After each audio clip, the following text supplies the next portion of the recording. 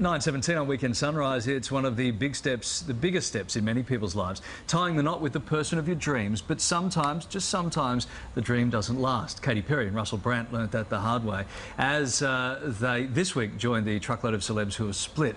For ordinary Australians, every third marriage ends in divorce. Among the main causes are working and financial pressures, unrealistic expectations, and our increased self-obsession. So, of course, there are uplifting stories of true love and couples that make marriage work. But are they no longer the norm? We are joined now by relationship expert and psychologist Anne Hollins, women's health editor and happily married Felicity Harley. Hello. And motivational speaker Craig Harper, who's in Melbourne. Good morning to all of you. Morning, guys. Anne, we'll start with you. What place do you think marriage has in society these days? Oh, that's a really good question, isn't it? Let's answer that briefly. Look, I think marriage is very popular still. The rates of marriage have actually gone up. A lot of people wouldn't be aware of that. So it says that it has a meaningfulness for us in society today. But I think it means something different to what it did for our parents or our grandparents' generation, when marriage was really an institution that you had to be part of to get respectability in society, and everyone kind of did it, or most people did. Whereas now, marriage is really a relationship of choice. We don't have to get married, so it's very interesting to think about why those, such as yourself, Felicity, who are getting married, why you're getting married when you don't have to. Yeah, and straight over to you, Felicity. Why? Not why. What does marriage mean to you? Well, I think for me, getting married was a public declaration in front of my family and friends to say that I'm making a long-term commitment to my husband Tom, and I actually want to go through life as a team with him. And I think marriage is really important to me. I love being married. I think that I'm actually a better person being married, and there are many benefits, and there are many studies that show the benefits of marriage: increased health, a better sex life, more financial stability, things like that. Now, I would argue that even though it's a third of marriages in divorce, there's actually two-thirds of people who are married that are actually making it work. Yeah. So I've actually been to 7 weddings in the past 6 months, so I think weddings are still very relevant, and I'm all for marriage. Yeah, there's nothing nicer than a wedding. Craig, you've said you don't plan to ever get married. What brought you to that decision?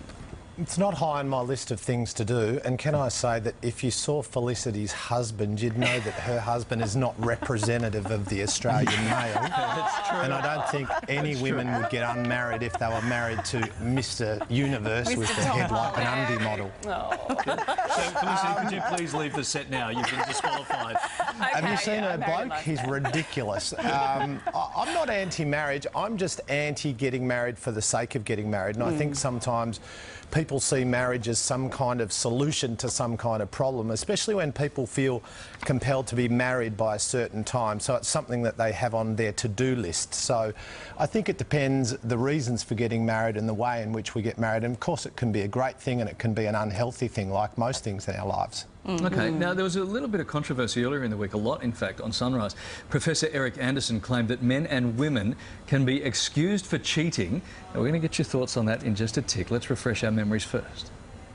We know that women cheat at very high rates as well. In fact, research by the Height Report in the United Kingdom show that women in relationships, married relationships, so these are older women, they cheated about 70%. Men cheated about 72%. So this is not just to villainize men. This is to take a very critical look at monogamy and ask us, does monogamy last for a lifetime?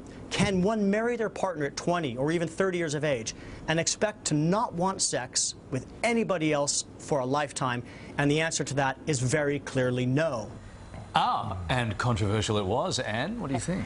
Well, look, I think it's an interesting issue today.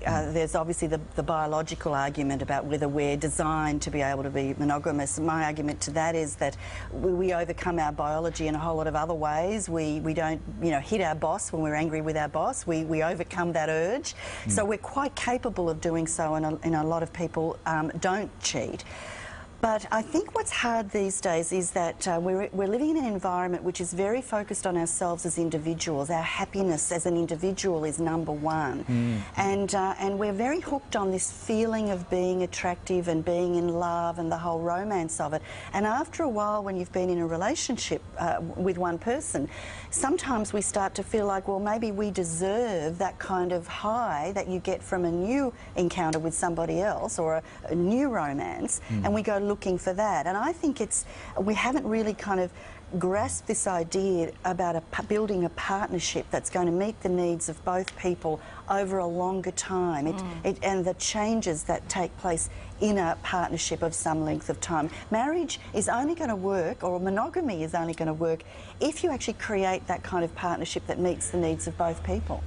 Craig, as a man, Yes. do you think humans are built for monogamy? You know what? I think there's no global rule on it. I think that some people monogamy works very well for, and being married to the one person for 100 years is great for them, but for other people it's not. It's kind of like we don't all need the same diet or the same exercise program. And also I think that what's great for somebody in 2012 might not meet their needs in 2020. So I think as we evolve, so do our needs, and that's not to be selfish.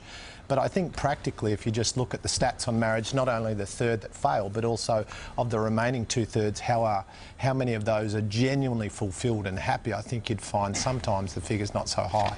Felicity, apart from being married to a guy who Craig has a massive man crush on, what does it take? What else does it take to make a marriage work, do you reckon? Well, for me, and Larry, you've been married a lot longer than me, so you could probably answer as well. But for me, it's a lot of patience. I think understanding and really listening to what the other person wants. I think also a marriage, it takes work. It's hard work. It takes effort. And I think back to Anne's point, it's interesting, I was reading a study that came out last week from the University of Queensland, and it looked at Chinese couples, and Chinese couples have very low divorce rates. And they enter into marriage with words like togetherness, partnership, whereas in Western society, we enter into marriage with words like love, passion. Prenup. Prenup. So I think it's just being a team, and for Tom and I, it's about being a team through our lives. All right. Okay, well, we have Just to keep Craig away from Tom, won't you? and most of the male He is one population. good-looking man. Calm down, Craig. Settle down there, big fella.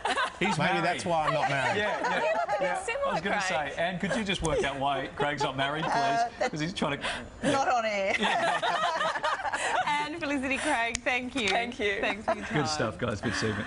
Coming up for you, they might look foolish, but these guys are on a mission. The full story soon. But next, need help to get a big idea off the ground? Don't move a muscle.